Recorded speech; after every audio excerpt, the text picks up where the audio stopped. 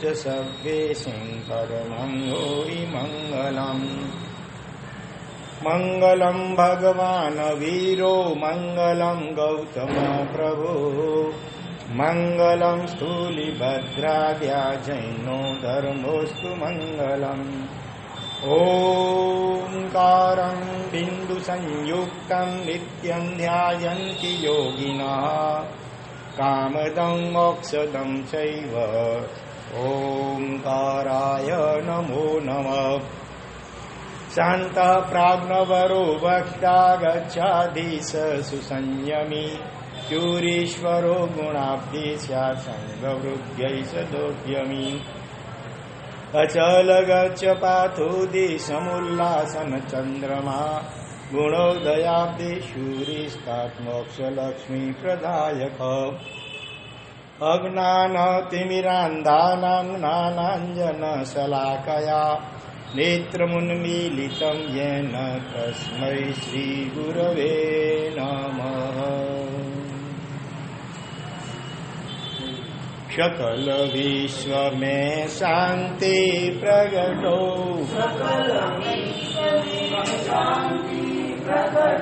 सब जीवों का हो कल्याण सर्व जगत में सत्य प्रकाशो दिल में प्रगटो श्री भगवान शांति तुष्टि पुष्टि पाओ जीवों पाओ मंगलमान आत्मिक रिद्धि सिद्धि पाओ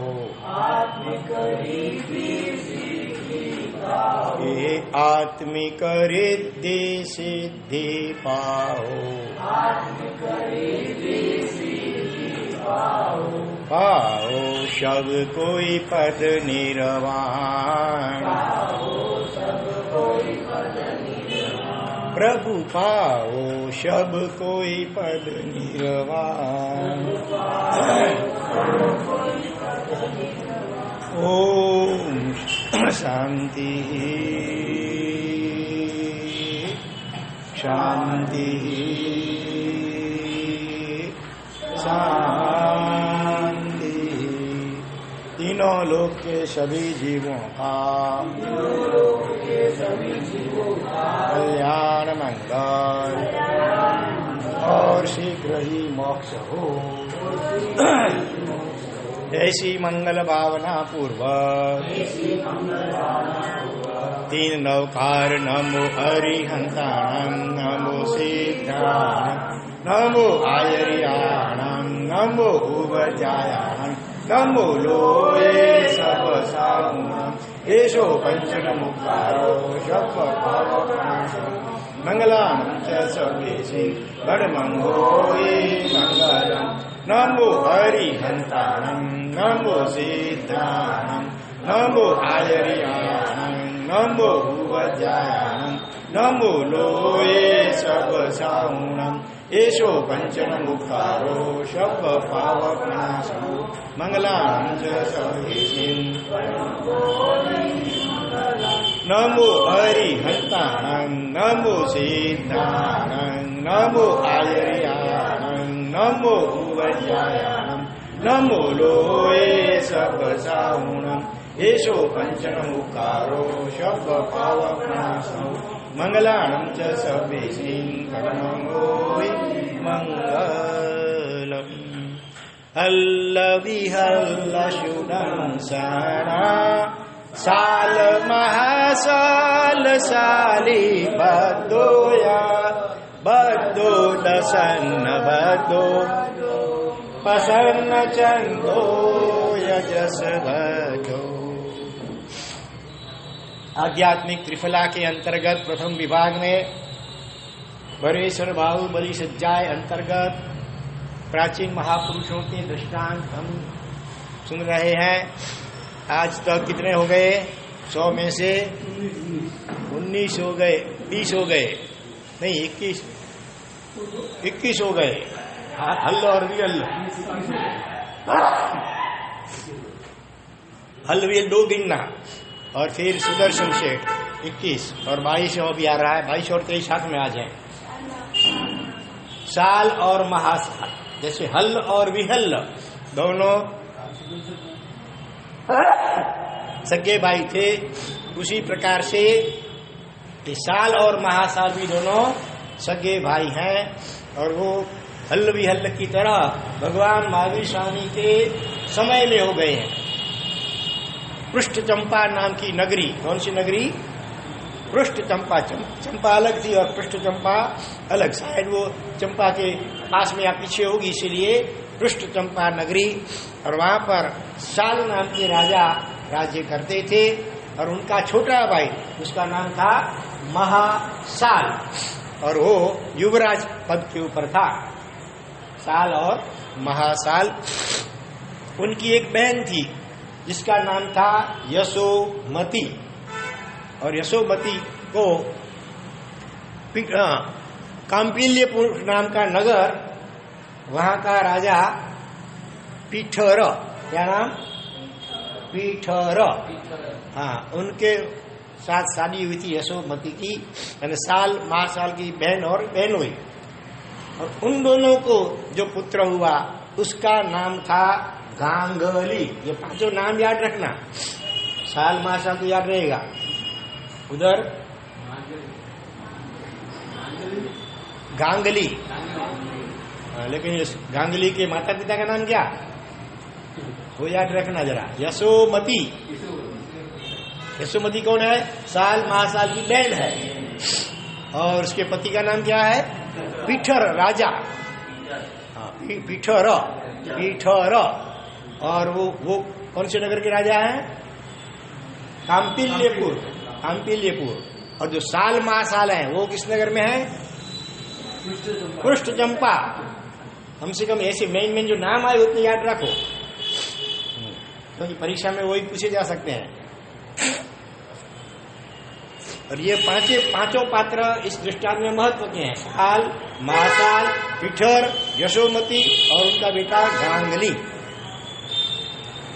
तो एक बार भगवान महावीर स्वामी वो पृष्ठ चंपा नगरी के पास में पधारे हुए, उनका समर्षण हुआ।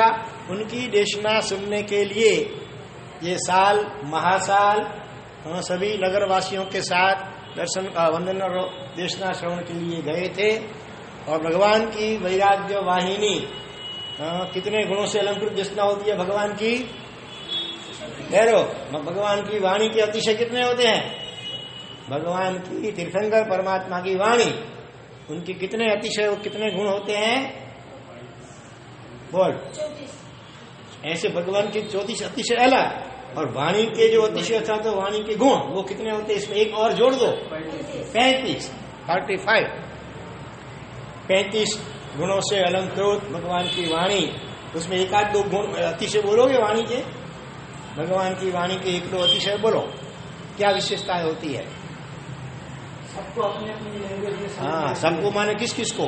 पशु पक्षी, हाँ, और हाँ, चाहे देव देवियां हो, चाहे मनुष्य हो, चाहे पशु पंछी हो, सभी को अपनी अपनी भाषा में भगवान की देशना सुनाई देती है। सभी को ऐसा ही लगता है भगवान मेरे सामने देख करके मेरे जीवन में जो मुश्किल है, क्या प्रॉब्लम है, उसका समाधान भगवान मुझे ही दिखा रहे हैं, ऐसा सबको महसूस होता है।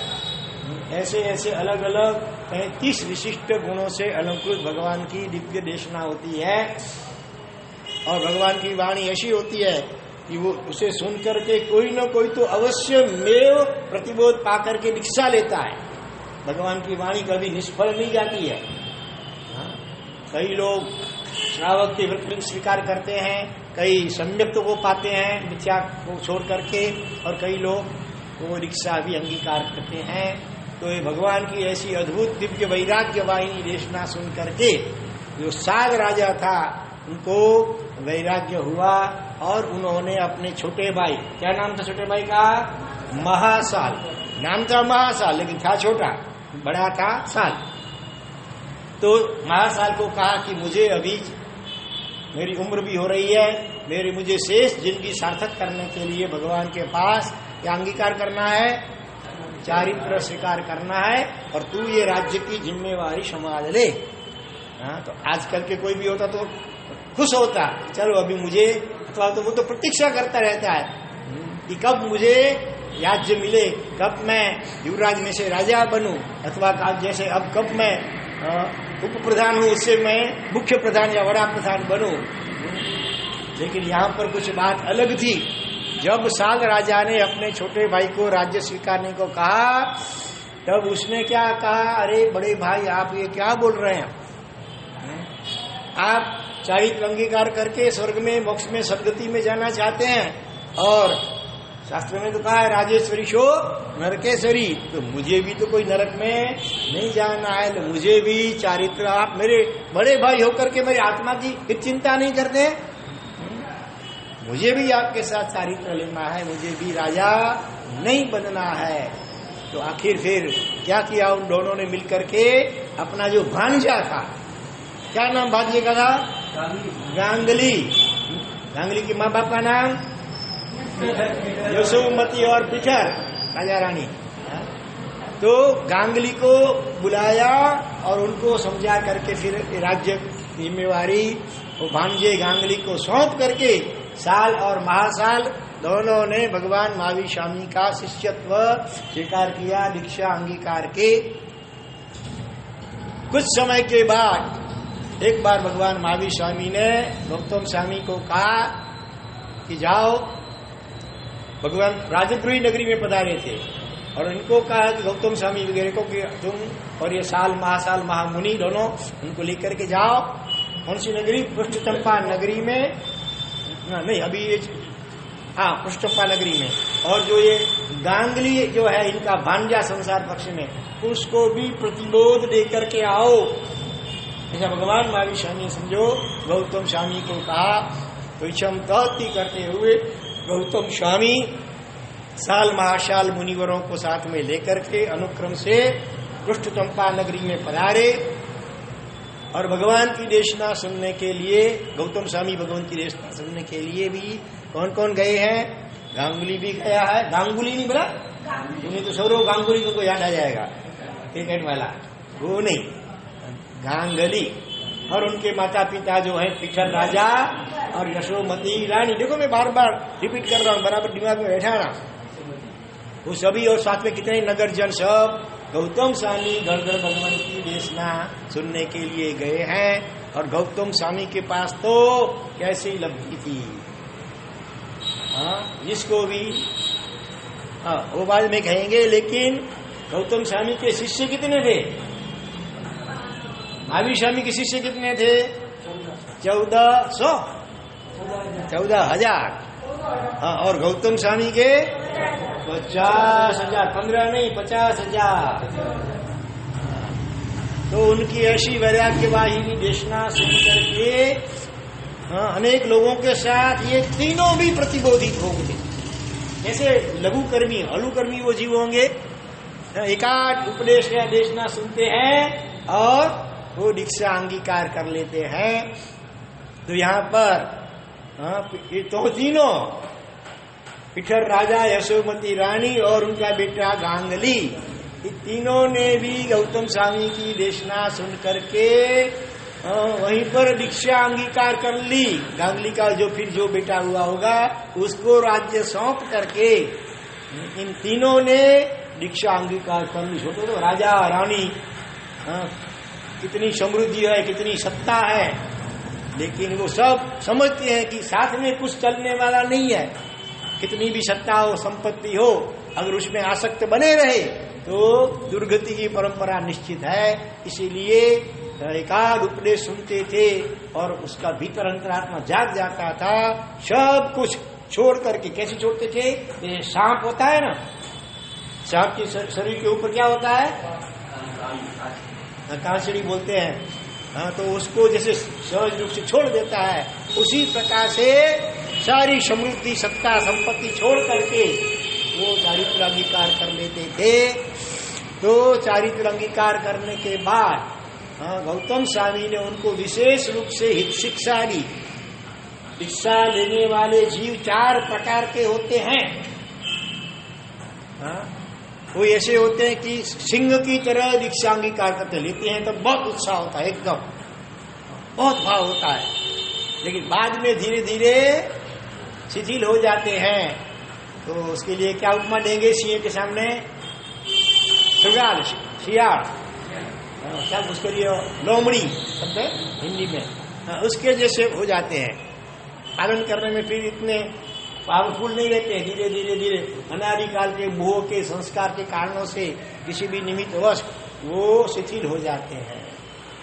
दूसरे जो होते हैं सिंह की तरह लेते हैं और सिंह की तरह पालन करते हैं। तीसरे होते हैं शुरुआत में लेते समय सियाल जैसे होते हैं, लोमड़ी जैसे थोड़े थोड़े हिचकिचाते हैं, भाव भी होता है, फिर थोड़ा थोड़ा मन में डर भी होता है, पालन होगा कि नहीं होगा, कैसा होगा। लेकिन बाद में लेने के बाद जब गुरुकुलवास में रहते हैं, हर रोज प्रवचन वगैरह सुनते हैं, शास्त्र का स्वाध्याय वगैरह करते हैं, वाचना सुनते हैं और दूसरे भी मुनिवरों को एकदम विशिष्ट उत्कृष्ट पालन करते हुए देखते हैं, तो उनमें भी जोश और हिम्मत आ जाती है। और भले शुरुआत में सियाल जैसे थे, लोमड़ी जैसे थे, लेकिन बाद में सिंह की तरह पालन करते हैं। और कुछ ऐसे भी होते हैं लेते समय भी लोमड़ी जैसे सियाल जैसे ढीले होते हैं और पालन करने में भी ढीले होते हैं। तो आपको ऐसा होना है, वो सिंह की तरह ले रहे हैं, लिया है जैसे वैसे सिंह की तरह पालन करना है। माने उत्कृष्ट चढ़ते परिणाम, दिन दिन कंचन नी परे दिसे चढ़ते रंग। सोना होता है ना, कंचन माने सोना, ज्यों ज्यों उसको तपाते हैं त्यों तो वो अधिक से अधिक दैदीप्यमान होता है। वैसे आपको उत्तरोत्तर चढ़ते हुए परिणामों से चारित्र का, संयम का पालन करना होना है। वर्तमान काल का एक छोटा सा उदाहरण आपको दे दूं। वर्तमान काल में एक विशिष्ट व्याख्यानकार महात्मा है जिनका नाम है उदय वल्लभ सूरी। शायद आपने उनको सुना होगा।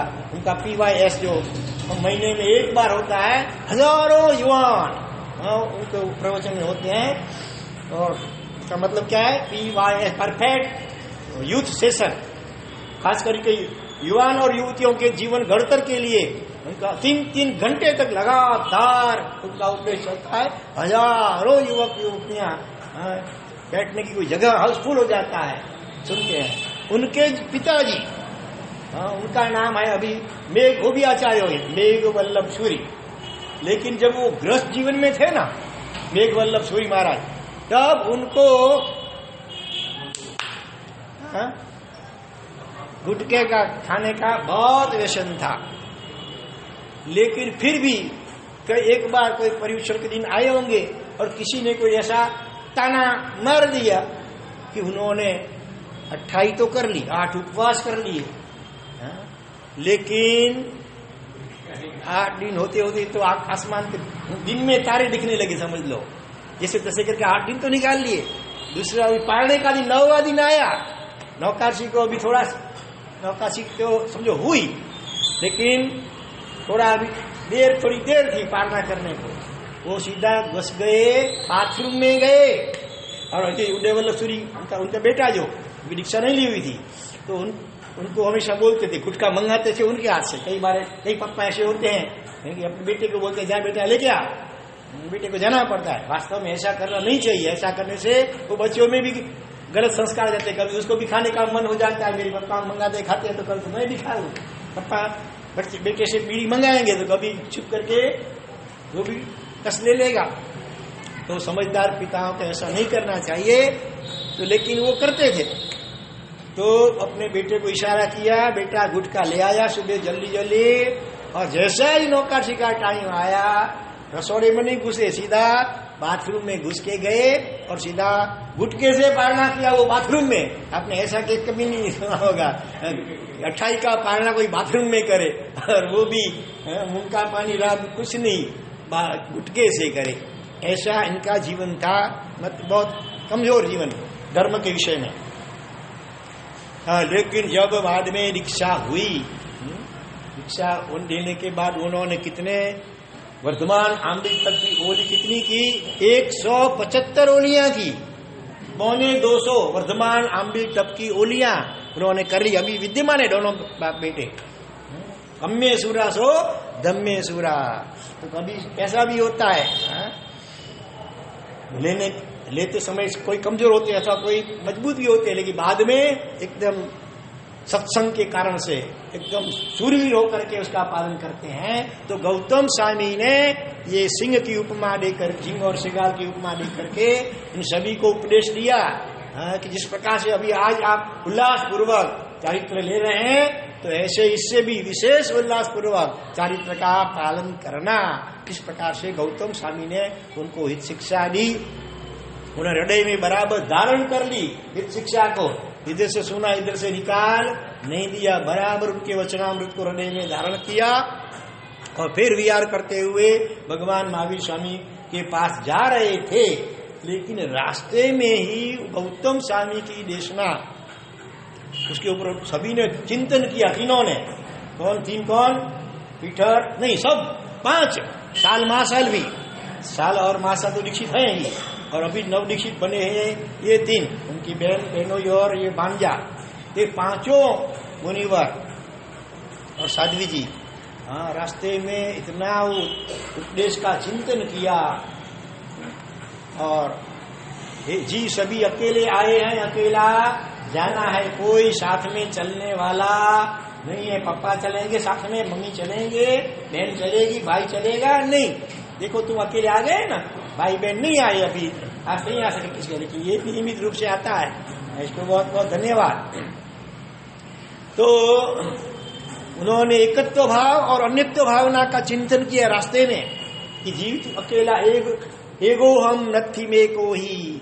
संतारा पौरुषी गाथा में आता है, मैं जीव अकेला है, मैं अकेला हूं, मेरा कोई नहीं है और मैं भी किसी का नहीं हूं। व्यवहार से भले किसी का बाप बेटा वो सब संबंध है, लेकिन आगे परलोक में उनमें से कोई साथ में चल सकेगा नहीं। एक दूसरे को कोई कितना भी वचन देते हो कि तुम्हारे बिना तो मैं जी नहीं सकता, कि नहीं जी नहीं सकती, लेकिन समय आने पर पता चलता है कि कोई साथ में चलता नहीं है। साथ में तो श्मशान की लकड़ियां जलती हैं, बाकी कोई सगा बेटा होता है वो बाप को अग्नि से जला देता है कि नहीं उसकी बॉडी को। तो संसार में अकेला जीव आए, जन्मते समय भी अकेला था और जाएगा भी अकेला। जन्म में कभी कभी ट्विंस जन्म लेते, उसमें भी थोड़ा डिफरेंस होता है समय में। अकेला जन्म लेता है, अकेला परलोक पे जाता है। और जिसको जीव मेरा मेरा मेरा करता है, वास्तव में सब अपने से भिन्न है। ये शरीर भी अपना नहीं है तो दूसरे कौन अपना होगा? हाँ, शरीर भी साथ में चलता नहीं है, वो भी जल जाता है। साथ में तो हम अकेले जाते हैं, साथ में जो आराधना साधना अच्छा या बुरा जो भी कार्य किए होंगे उसके संस्कार साथ में चलते हैं। तो ये जीव, इसीलिए कहीं पर भी बिल्कुल तुम ममत्व मत करना और अपनी आत्मा में ही रमना इत्यादि ऐसी एकत्व अन्यत्व भावना और आत्म भावना का चिंतन करते करते करते करते रास्ते में ही उन 5 को क्या उत्पन्न हो गया? केवल ज्ञान उत्पन्न हो गया। सोचो कैसे सब आत्माएं होंगी। रास्ते में अभी भगवान महावीर स्वामी के पास पहुंचे भी नहीं है, रास्ते में ही उनको केवल ज्ञान 5 को। कई बार ऐसा होता है, सामुदायिक जो कर्म करते हैं ना, आराधना या विराधना, उसका परिणाम भी समूह में भुगतने का आता है। सतमुझे महातीर्थ के ऊपर से लाखों और करोड़ों की संख्या में मुनिवर एक साथ मोक्ष में गए हैं ना, क्योंकि भूतकाल में जब जीव साथ में जो भी अच्छा या बुरा कार्य करता है उसका परिणाम भी समूह में भुगतने का आता है। कई बार आजकल कई बार अकस्मात होते हैं, या धरती कंप हुआ, या बिल्डिंग गिर गई या ट्रेन गिर गई और उसमें सैकड़ों लोग एक साथ मर जाते हैं। ऐसा क्यों होता है? भूतकाल में ऐसे प्रसंग होते हैं जब कोई मदारी होता है, सपेरा, वो गली में कहीं खड़े रह करके सांप और नेवला इसका वो खेल बताता है। एक दूसरे से वो लड़ाई करते हैं सांप नेवले, और 100 लोग समझो इकट्ठे होकर के ऐसे राउंड में खड़े हैं।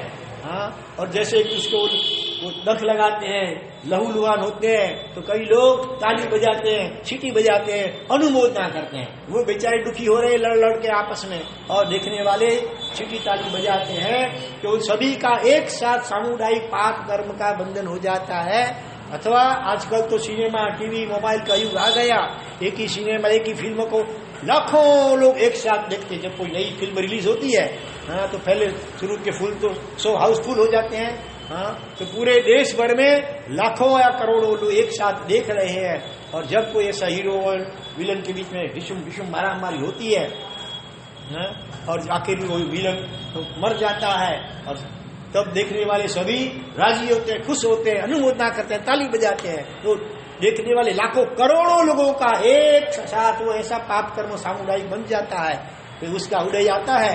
तो जब जैसे दूसरे विश्व युद्ध में हुआ, जापान का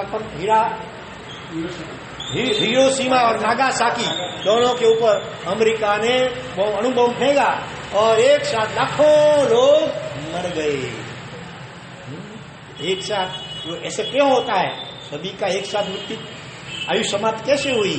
तो इस प्रकार से सामुदायिक पाप कर्म करते हैं, तो उसका भुगतान भी सामुदायिक रूप में करना पड़ता है।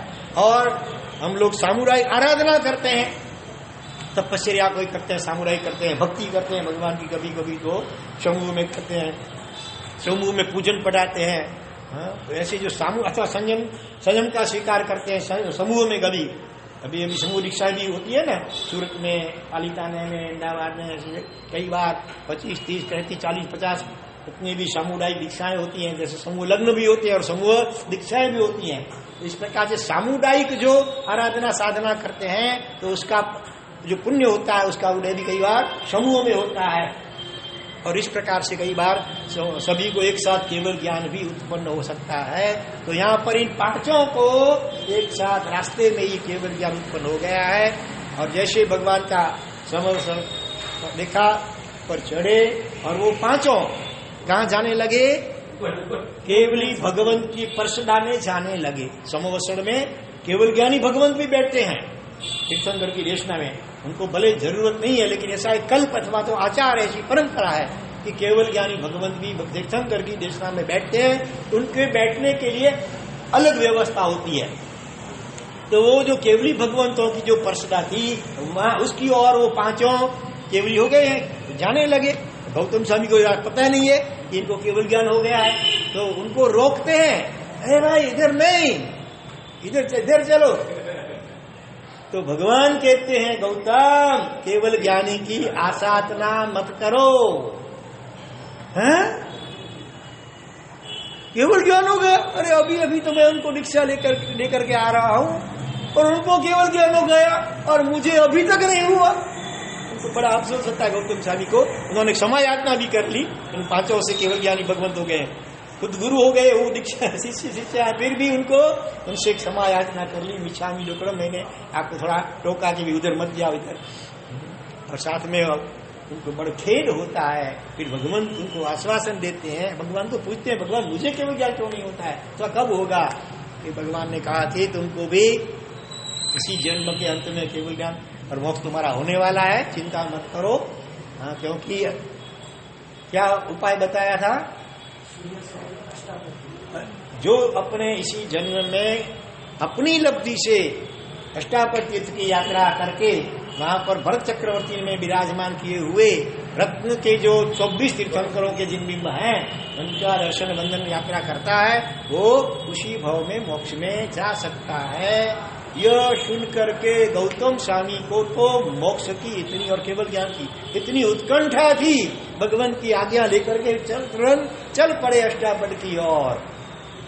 नहीं, वास्तव में तो प्रत्येक गणधर जो होते हैं हमेशा वो उसी भाव के अंत में मोक्ष में जाते ही है, ऐसा नियम है। और ये तो महाज्ञानी थे खुद, फिर भी देखो उनको कितनी प्रबल उत्कंठा होगी कि वो भगवान की आज्ञा लेकर के उस अष्टापर पर जाते हैं।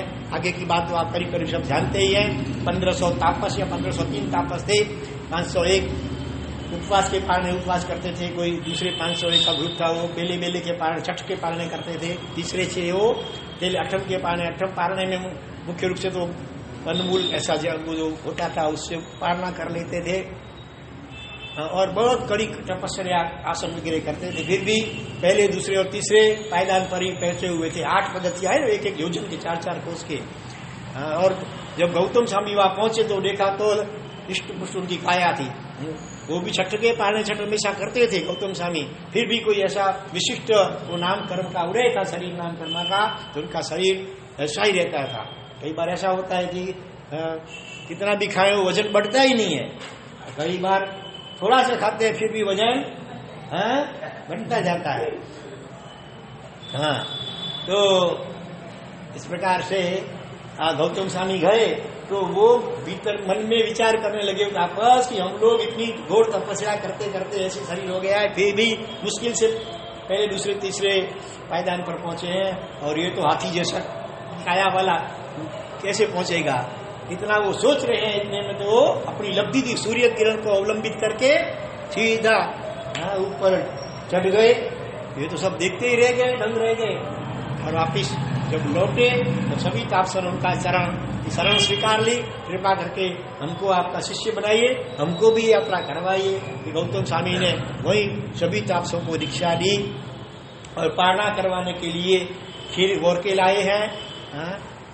इतनी सी खीर वो देख करके सब सोच रहे हैं मुनि, पुत्र मुनि, कि इतने में से क्या होगा, एक एक तिलक करेंगे तो भी इतनी खीर पर्याप्त नहीं हो पाएगी। अपने 1500 या 1503 है, लेकिन गौतम स्वामी की लब्धि थी, इसलिए तो हम बोलते हैं अंगूठे अमृत वसे लब्धि तना भंडार, श्री गुरु गौतम शमरिये मान सिद्ध फलदातार। उस लब्धि का नाम क्या था? अक्षीण महानशी लब्धि। क्षय होता ही नहीं है, जो भी भोजन प्रयास होता है उसके ऊपर अंगूठा रख करके अब निकालते जाओ, परोसते जाओ, वो खत्म होता ही नहीं है, उतना को उतना रहता है। ऐसी लब्धि थी। हाँ, तो वो देख करके 500 जो ग्रुप था वो विचार करता है, ओ धन्य है हमारे गुरु, कैसे हैं, कितनी ऐसी लब्धि, कितनी भरपेट अनुमोदना थी। हाँ, तो अनुमोदना करते करते उनकी चित्त के परिणाम इतने विशुद्ध अत्योषाय हो गए कि उनको हाथ में कवल है, कवल खीर का, और भीतर में केवल एक मात्रा का फर्क, कवल और केवल। हाथ में कवल खीर का, और उनका हम जो हो गया भीतर में केवल ज्ञान प्रकट हो गया। अनुमोदना का देखो कितना महान लाभ है। किसी के थोड़ा सी भी देखो, हृदय पूर्वक अनुमोदना करो। तो अपने थोड़ा सा भी जब तक दोष विद्यमान अपने में है, जब अपने को अपनी कोई प्रशंसा करता है उसको रोक लो, अपने को निर्गुणी समझो। फिर आगे चलते समोसर की और रास्ते में ही वो चिंतन करते करते अच्छा दूर से समोसर देखा समझो, उसके अनुमोदना करते करते दूसरे ग्रुप को केवल ज्ञान हो गया। और जब एकदम नजदीक में गए, भगवान की देशना के बाद कान में पड़े, तब भगवान का रूप देखा, उनकी अनुमोदना करते करते तीसरे ग्रुप को भी केवल ज्ञान, सभी को केवल ज्ञान हो गया। गौतम स्वामी को खुद को अभी नहीं है, लेकिन अंत में हम जानते हैं कि भगवान महावीर स्वामी का निर्वाण जब हुआ, बाद में शुरुआत में तो विलाप करते हैं, लेकिन बाद में आत्म भावना में लीन होते होते उनको भी केवल ज्ञान आखिर हो गया। और आखिर उनकी आयु पूर्ण होने पर वो भी मोक्ष में पधार गए। तो यहाँ पर ये पांचों, ये साल और महासाल का आज जो दृष्टांत है, साल महासाल, और साथ में ये भी पिठर, यशोमती, गांगली, सब पांचों को केवल ज्ञान रास्ते में ही हो गया। और आयु पूर्ण होने पर ये सभी मोक्षगामी बन गए। तो हमें भी इनकी अनुमोदना करनी है और भगवान को प्रार्थना करनी है कि हमारे जीवन में भी ऐसे भाव कब उलसित होंगे। सब भाव के ऊपर आधार है। हम द्रव्य से, व्यवहार से बहुत अनुष्ठान कई बार करते हैं, क्योंकि जितने जैसे विशिष्ट भाव चाहिए, निर्मल भाव, इतने भाव नहीं होते। यंत्रवत शरीर से वो कुछ अनुष्ठान या क्रियाएं कर लेते हैं, लेकिन भाव थोड़े कमजोर होते हैं। अगर ये दो मुख्य भाव, दुष्कृत गर्हा और सुकृत की अनुमोदना रोज करने जैसा है, 3 अधिकार कम से कम करने जैसा है। अपने पाप और अपने में जो दोष हैं, क्रोध है, अहंकार है, लोभ है, ईर्ष्या है, इतने सारे दोष अपने में हैं, उनकी बार बार उसकी क्षमा याचना करो। मिच्छामि दुक्कडम, मिच्छामि दुक्कडम। तो थोड़ा बड़ा एक ये मंत्र भी है, गरिहामि माने मैं गर्हा करता हूँ, देव गुरु की साक्षी से अपने पापों की, दोषों की निंदा करता हूँ। गरिहामि मे माने मेरे, दूसरे के नहीं, मेरे। गरिहामि मे सवाई दुक्कड़ाई, सब्बाई डुक्कड़ाई माने सभी दुष्कृत्य, इस जन्म में या जन्म जन्मांतर में, भूतकाल में भी मैंने जो भी छोटे बड़े पाप मन से, वचन से, काया से वो पाप किए हो, करवाए हो, और कोई करने वाले की अनुमोदना भी की हो, राग से, द्वेष से अथवा मोह से भी, तो उन सभी मेरे दुष्कृत्यों की मैं निंदा, गर्हा, पश्चाताप करता हूँ। और मैं चाहता हूँ कि मिच्छा मी दुक्कड़म, मी माने मेरे, मिच्छा दुक्कड़म माने दुष्कृत्य, मिच्छा माने मिथ्या हो, मिच्छा मी साथ में नहीं है, मिच्छा अलग है, मी अलग है। मी माने मेरे, डुक्कड़म माने दुष्कृत्य, मिच्छा माने मिथ्या हो, यानी कि मैं चाहता हूं कि वो जो पाप मेरे से हुए हैं वो न हुए होते तो अच्छा, मैं उसकी निंदा करता हूं, मैं उसकी अनुमोदना नहीं करता हूं। तो गरिहामी में सब्बाई डुक्कड़ाई मिच्छामी डुक्कड़म, दो शब्द के 3 शब्दों हैं जोड़ के, तो आप बोलेंगे अभी गरिहामी में, बोलो सब्बाई डुक्कड़ाई मिच्छामी डुक्कड़म, गरिहामी में सब्बाई डुक्कड़ाई मिच्छामी डुक्कड़म, गरिहामी में सब्बाई डुक्कड़ाई मिच्छामी डुक्कड़म। अब पूरा मंत्र बोलता हूं, गरियामी में सब्बाई डुक्कड़ाई, बोलो गरियामी में मिच्छामी डुक्कड़म, मिच्छामी सबको आता ही है, आगे का याद रखो बरोबर, गरियामी में सब्बाई डुक्कड़ाई मिच्छामी डुक्कड़म। हो सके तो रोज इस मंत्र की एक माला 108 बार, अथवा फिर इतना टाइम नहीं हो तो 27 बार, जैसा समय, लेकिन ये मंत्र के द्वारा अपने सारे दुष्कृत्य इस जन्म के और भूतकाल के जन्म जन्मांतर के जो भी हों उनकी गर्हा, निंदा, पश्चाताप करना चाहिए। इससे हमारे दुष्कृत्य पाप कर्म की निर्जरा होती है। और साथ में दूसरा मंत्र अनुमोदना का, सुकृति अनुमोदना का, अपने द्वारा जगत के जीव मात्र के द्वारा जो भी छोटे बड़े सत्कार्य सुकृत हो रहे हैं, आराधना हो रही है, उनकी अनुमोदना करनी है। तो क्या मंत्र है उसका? अनुमोएमि, इसका मतलब मैं अनुमोदना करता हूं, अनुमोएमि। सव्वेसिम, सवेसी का मतलब सभी जीवों के, में माने मेरे दुष्कृत, अभी यहाँ पर अनुमोएमि सवेसिम सब्बाई सुक्कड़ाई, इसका मतलब है सर्व सुकृत्य, सभी जीवों के सभी सत्कार्यों की मैं अनुमोदना करता हूं। और वहां था इच्छामी डुक्कड़म, अभी यहां होगा इच्छामी सुक्कड़म, इच्छामी सुक्कड़म। अनुमोएमि सव्वेसिम सब्बाई सुक्कड़ाई इच्छामी सुक्कड़म। अनुमोएमि सव्वेसिम सब्बाई सुक्कड़ाई इच्छामी सुक्कड़म। अनुमोएमि सव्वेसिम सब्बाई सुक्कड़ाई इच्छामी सुक्कड़म। गरिहामी में सब्बाई डुक्कड़ाई मिच्छामी डुक्कड़म। अनुमोएमि सव्वेसिम सब्बाई सुक्कड़ाई इच्छामी सुक्कड़म। अभी कौन बोलेगा? पहले दुष्कृत ग्रह का मंत्र कौन बोलेगा?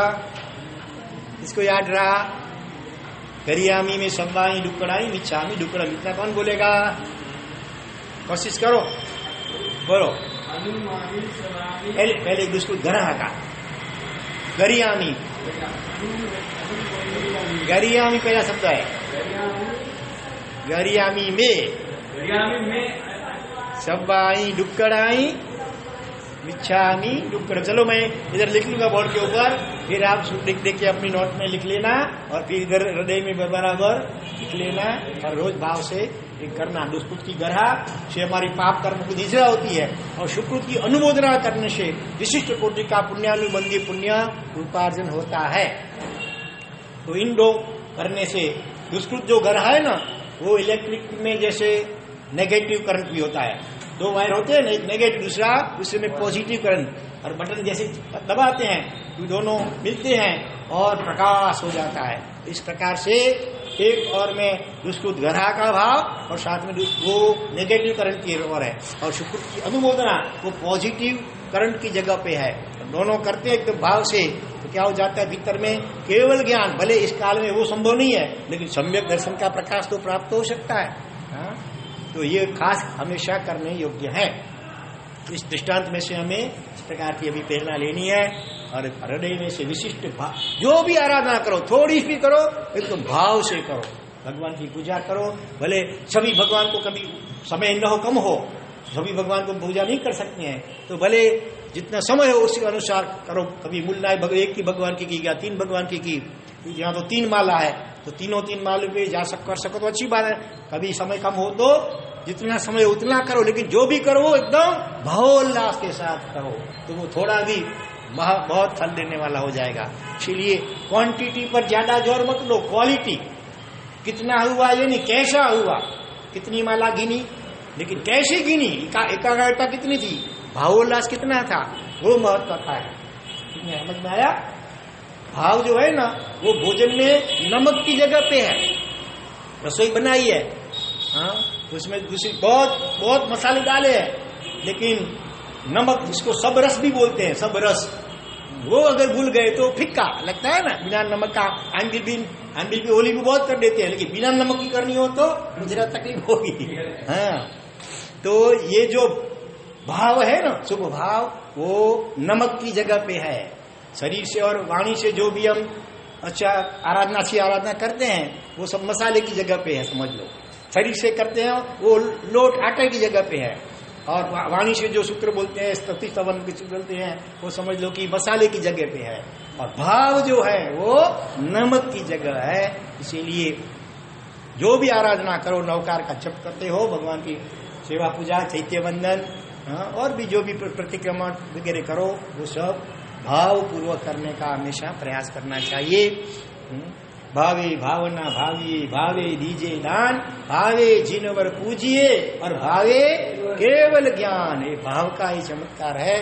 तो यहाँ पर कई ऐसे उदाहरण हैं। लग्न की चोरी में बैठे बैठे केवल ज्ञान हो गया। बोलो 8 कन्याओं के साथ पानी ग्रहण की विधि हो रही है। हाँ, वो सब रूपवान गुणवान और कोट्याधिपति परिवार में से आई हुई श्रेष्ठी कन्याएं हैं। एक साथ 8 युवान युवतियों के साथ पानी ग्रहण की विधि हो रही है लग्न की चोरी में। और वहीं वो भाव ऐसे भाए कि उनको भी केवल ज्ञान हो गया, बाद में उनकी 8 पत्नियों को भी केवल ज्ञान हो गया, उन 9 के माता पिताओं को भी केवल ज्ञान हो गया। बस यही भाव से एक पश्चाताप का भाव और अनुस्मृति की अनुमोदना का भाव, ऐसे और भी कई उदाहरण हैं। तो हमें यह खास ख्याल में रखना है। आज फिर अभी आगे दूसरा विभाग, आध्यात्मिक त्रिफला का प्रथम विभाग, इसमें प्राचीन महापुरुषों के जीवन प्रसंग सुन रहे हैं। वे दूसरा विभाग लेते हैं आज अर्वाचीन, वर्तमान कालीन ऐसी विशिष्ट प्रेरणादायक सत्य घटनाएं लेते हैं। तो कल हमने इसका दृष्टांत दिया था अर्वाचीन दृष्टांत के रूप में। बोलो। हाँ, बुरा भाई कौन, किस गांव के थे? कच्छ में 72 नाले के पास में तलवाना गांव के निवासी। जात के कौन है? रबारी हैं। हाँ, लेकिन कितनी विशिष्ट आत्मा साधना उनकी हो गई हो संत के आशीर्वाद से। मौत के मुंह में से बच गए और संत ने जो आशीर्वाद और मंत्र दिया वो जपते जपते ध्यान दशा प्रकट हो गई और शरीर से भिन्न अपनी आत्मा का कितना अद्भुत अनुभव किया है कि गर्मा गर्म रेत शरीर पे ऐसे बिछा करके सो जाते थे। फिर भी कुछ नहीं, जो भी शुरू में तो गर्मी बहुत लगती है, लेकिन शरीर से आत्मा का भिन्न अनुभव किया है ना, तो फिर शरीर पड़ोसी जैसा लगता है। मनुष्य के घर में आग लगे तो अपने को इतना कुछ ज्यादा दुख नहीं लगता है। तो शरीर को दुख भी होता है, वो उसको पड़ोसी समझ करके वो समता से ऐसी स्थिति में से भी पसार हो सकते हैं। सूर्य के सामने भी मध्याह्न समय में देखते हैं और भी बहुत आंसू निकलते हैं, लेकिन थोड़ी देर में सूर्य भी ठंडा उनके लिए हो जाता है। और नागिन उसके बच्चे इसके साथ उनके खटिया पे थी, फिर भी उनको डर लगता नहीं था। तो ऐसे ऐसे विशिष्ट साधक। और दूसरे कौन से साधक? अरे मैंने पूछ लिया अभी, जैसे नहीं तो मैं प्रश्नोत्तरी के रूप में ही पूछने वाला था। चलो जाने के बाद तो अभी हम दूसरे विभाग में वर्तमान कालीन सत्य घटना आज की एक और ले रहे हैं। एक अजैन श्रोता, प्रवचन में कई बार जैनेतर लोग भी आ सकते हैं। मैंने भी आपको कहा है कि आपके अड़ोस पड़ोस में, आपके घर में, दुकान में कोई भी हो नौकर, उनको कभी कभी प्रवचन में लेते आओ, तो उनको भी कितना लाभ होगा और उसका आपको कमीशन भी तगड़ा मिलेगा। तो ऐसे कोई जैनेतर श्रोता थे, करीब 42 एज थी उनकी। वो एक आचार्य भगवंत की प्रवचन में गए थे।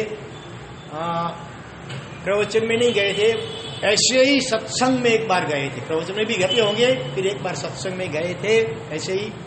और उस वक्त आचार्य भगवंत ने जो उनको हित शिक्षा दी, बड़ी उनको अच्छी लगी।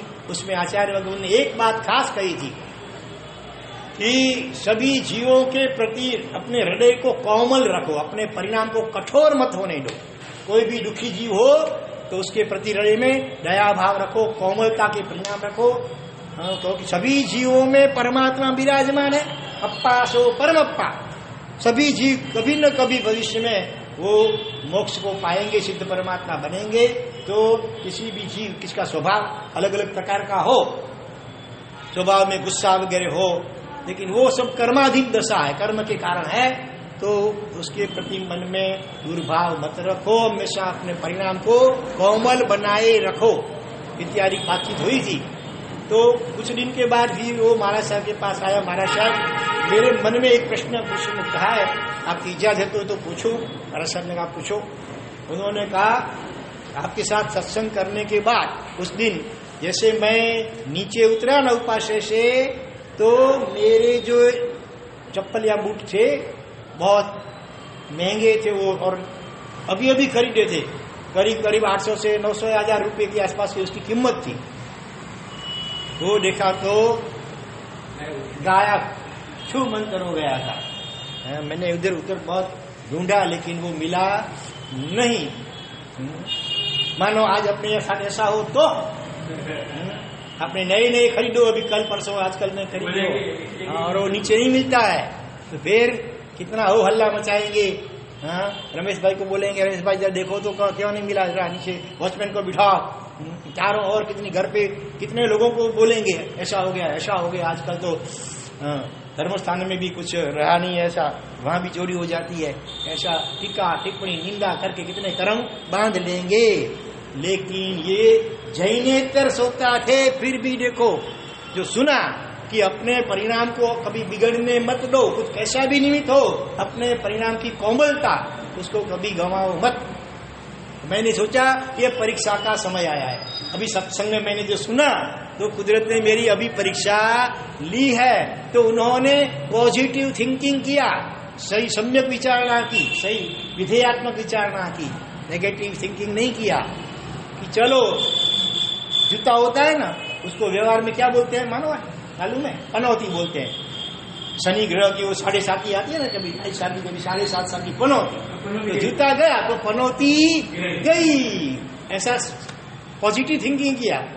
शनि की पनौती के 7.5 साल पूरे हो जाते हैं तो लोग हाँ चलो अभी अच्छे दिन आएंगे, क्यों ऐसा सोचते हैं। तो पनौती गई। दूसरा उन्होंने ये पॉजिटिव थिंकिंग किया कि अभी भी देखो ना, कोरोना का समय चल रहा है, इतने महीनों से सब व्यापार सबका कामकाज बंद था, ठप था। तो जो मध्यम वर्ग, गरीब वर्ग वगैरह है, उनको कितनी तकलीफ होती होगी। और वैसे भी मंदी का समय चल रहा है, इसीलिए कई लोगों को बड़े मुश्किल में है। तो ऐसे कोई मजबूर होगा कोई, इसीलिए इसको ये उठाना पड़ा है। तो उसका भला हो, उसका कल्याण हो। चलो मुझे इतना लाभ मिला, मेरी पनौती भले गई। और उसके अभी 5-7 दिन तो अच्छे गुजरेंगे। तो उन्होंने उसके लिए भी सही सोचा। और जब वो ढूंढ रहे थे ना इधर उधर, तो दूर से मुनीम ने देखा, तो मुनीम ने पूछा, भाई क्या हुआ है? अब हम होते तो तुरंत बता देते कि ऐसा हो गया, मेरा जूता निकल चोरी हो गया है।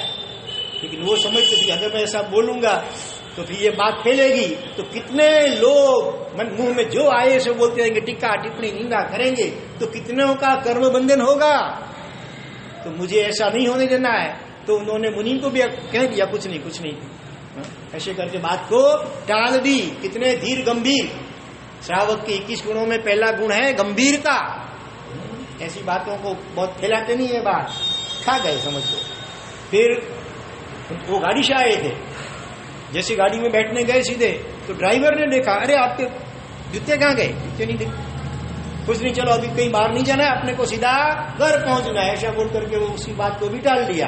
ड्राइवर को भी बताया नहीं कि जूते मेरे चोरी हो गए हैं।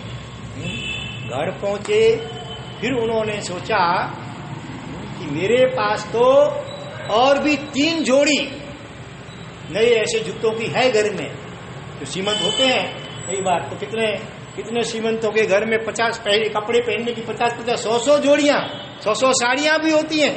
ऐसे भी आज कई उदाहरण है सीमंतों के घर में। और जूते की भी कितने अलग अलग होते हैं पहनने के। शालीभद्र के घर में तो रोज देवता ही आए थे ना, गहने कपड़े। हाँ, तो वो भी मैं यहां रख दूं।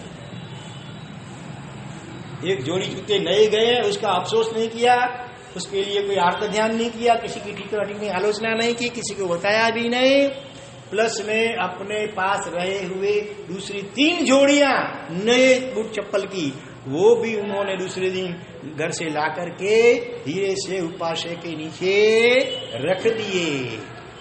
और 2 दिन के बाद फिर देखा तो 2 दिन में वो सब भी मंत्र हो गए।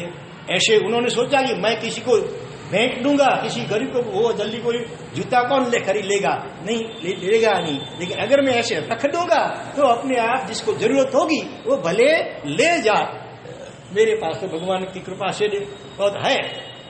ऐसा सोच करके उन्होंने 3 जोड़ी और नई जूतों की रख दी। और वो भी गई तो खुश हो गए, चलो अपने को लाभ मिला। किसी को जरूरत होगी, कोई बहुत गरीब होगा, दुखी होगा, पैसे बहुत कम होंगे, तो भले ले गया। ऐसे खुश हुए, अनुमोदना की, पश्चाताप नहीं किया। हाँ, नहीं तो ऐसे समय पे कई लोगों को नेगेटिव थिंकिंग आ सकता है। इस जमाने में किसी का भी भरोसा करने जैसा नहीं है। मंदिर में से और उपास्य में से भी चोरी हो जाती है। दुनिया सारी कैसी है? 420। सारी दुनिया को 420 मान लेंगे। किसी पे भरोसा करने जैसे नहीं आजकल। ऐसा नेगेटिव थिंकिंग करेंगे। लेकिन इन्होंने सत्संग थोड़ा सा भी किया था ना, तो उसको ऐसी सद्बुद्धि मिली कि ऐसे प्रसंग में भी उन्होंने विधेयात्मक विचारणा थी, गलत विचारणा नहीं की। तो इस दृष्टांत से भी हमें प्रेरणा लेनी है, कैसा भी निमित्त हो, हमारे परिणाम, हमारे भाव नहीं बिगड़ने चाहिए। किसी भी जीव के प्रति किसी का भी तिरस्कार मत करो। हाँ, नहीं तो उसकी बददुआ हमें लग जाएगी, तो कितने भवों तक हमको दुख भुगतने पड़ेंगे। इसमें भी खास कोई दुखी जीव है, कोई मुश्किल में है, कोई गरीब है, उसकी तो कभी भी वो उसका अपमान या तिरस्कार मत करो। कबीर ने क्या कहा है, तुलसी ने क्या कहा है बोलो तो? इसी से में कौन सा दुआ कहा है? तुलसी हाय गरीब की, आगे बोलो। तुलसी हाय गरीब की कबहू न खाली जाए। अब फिर आगे क्या कहा है बोलो, किसी को याद हो तो? तुलसी हाय गरीब की कबहू न खाली जाए। फिर क्या कहा? मुआ ढोर के चाम से आगे लोहा भस्म हो जाए। लोहार होता है, लोहार, गोल्ड स्मिथ क्या कहते हैं इंग्लिश में इसको? हाँ, गोल्ड तो सोना होता है, फिर बोलते हो लोहार को गोल्ड स्मिथ। तो वो जो उसकी धम्मन होती है ना, वो चमड़े की बनी हुई होती है, पशुओं के चमड़े से। तो वो जो भट्टी होती है उसमें समझो कुछ डाला है ईंधन, और फिर उसको अग्नि लगा करके वो धमन से हवा उसको बर्फ देता है, तो जोर जोर से अग्नि प्रज्वलित होती है। तो वो जो लोहे का जो भी हथियार रखा होता है वो भी एकदम लाल गुम हो जाता है। तो फिर गण से उसको ऐसे ऐसे जोर से घाव लगाता है, उसको जैसा मोड़ना हो वैसा मोड़ता है। तो वो कहा है कि मुआ मरे हुए प्राणी, ढोर माने प्राणी, उसकी सांस, उससे लोहा भी ऐसे लाल गर्म हो जाता है और कभी कभी उसको तोड़ना हो तो तोड़ भी सकता है। तो इसीलिए किसी भी गरीब अथवा दुखी जीव की हाय माने बद दुआ मतलब उसके प्रति करुणा का भाव रखो, दया का भाव रखो। ऐसा सोचो अगर हम अगर उस जीव के जगह पे होते और हमारा कोई इंसल्ट करे, हम तो हट जाओ जाओ करे तो कैसा लगेगा। तो ऐसे हर जीव में भगवान को देखो, गरीब में भी भगवान को देखो, कुत्ता हो बिल्ली हो कुछ भी हो सभी में भगवान को देखो। किसी का भी जीव का अपमान वगैरह मत करो। ऐसा इस दृष्टांत में से हमें प्रेरणा लेनी है। अभी समय होने जा रहा है तो संक्षेप में अभी प्रश्नोत्तरी कर ले, लेकिन प्रश्नोत्तरी भी और नहीं कल के प्रवचन में से भले एक दो प्रश्न तो आज हमने पूछ भी लिए थे अभी। फिर भी आगे देखते हैं क्या है। चलो प्रश्न नंबर 1, सुदर्शन सेठ के माता पिता का नाम क्या था? कल हमने सुदर्शन सेठ का दृष्टांत सुना था, हल्लवील सुदर्शन, उसके माता पिता का नाम वीरेंद्र भाई याद है? नहीं है? हाँ बोलो। सुदर्शन सेठ के माता पिता का नाम बोलो। हाँ हरदास कौन से राजा थे, कौन थे? सेठ, हरदास सेठ और हरदासी सेठानी, ये नाम था वो। अच्छा एकदम आसान से आसान प्रश्न है। हल्ल विहल्ल के पास, इसको पूछेंगे पहले अथवा वीरेंद्र भाई को। हल्ल और विहल्ल उनके पास कौन सा हाथी था? विशिष्ट हाथी का नाम पता है उनको? पहले नाम ख्याल है? पूरा ख्याल नहीं लगता है, बोलो। थोड़ा गड़बड़ हो गया क्या? ऐसा ही कुछ नाम है अभी तुम क्या? सेचनक, चेचनक नहीं किंतु सेचनक। चलो दे दो सेचनक। प्रश्न नंबर 3, महावीर स्वामी की विद्यमानता में किन दो राजाओं के बीच में महासंग्राम हुआ था? वो दोनों भगवान महावीर स्वामी के विशिष्ट भक्त थे। महासंग्राम, और उसमें कितने जीवों का, कितने मनुष्यों का संहार हुआ था भगवान महावीर स्वामी की हयाती में। किन दो राजाओं के बीच में महाभीषण युद्ध हुआ था? दोनों भगवान के भक्त होते हुए भी भविष्यवक्ता ऐसी थी, भगवान को भी उनको रोक नहीं पा सके। बरोबर याद है? एक नहीं, दोनों किसको याद है? दोनों याद किसी को है? बोलो। शाबाश, चेतक महाराजा। चेतक महाराजा ने त्रिशला माता के वो नाना जी थे।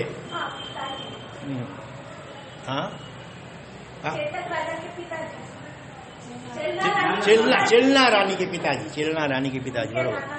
हाँ, और वो संग्राम में कितने जीव मरे, कितने मनुष्य? 1,80,00,000 मनुष्यों। हाथी घोड़े तो और अलग, इतने जो भविष्य कोई ऐसी निश्चित थी। फिर आगे का प्रश्न है,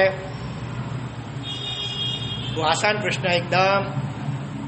सुदर्शन सेठ के जीवन में अनेक गुण थे, लेकिन सबसे विशिष्ट सद्गुण कौन सा था और उसके कारण से क्या चमत्कार हुआ? सुदर्शन सेठ के अनेक गुण में से एकदम जो उत्कृष्ट गुण था वो कौन सा था और उसके प्रभाव से क्या हुआ? वो जो महाराज ने दूध लगाया था, उनको दूध अपने ऊपर अपने आप किसी को नहीं बता के। चमत्कार क्या हुआ? उसका जब वो सूली पे चढ़ाया जा रहा था तो सोने की बन के, हाँ, सूली भी सोने का सिंहासन बन गई। सिंहासन बन के। तो गुण का कौन सा कहेंगे उस गुण को? उस गुण को जीने के दूसरे की हमेशा अपने ऊपर लेके अथवा दूसरा कहें तो रानी ने उनको चलायमान करने का बहुत प्रयत्न किया, फिर भी वो चलायमान नहीं हुए, तो वो गुण क्या कहेंगे उसको? ब्रह्मचर्य। ब्रह्मचर्य अथवा शील गुण। ब्रह्मचर्य शब्द बोलने में कठिन लगा, शील सदाचार दे दो। चलो ठीक है, 10 विशेषण थे वर्तमान। और कल से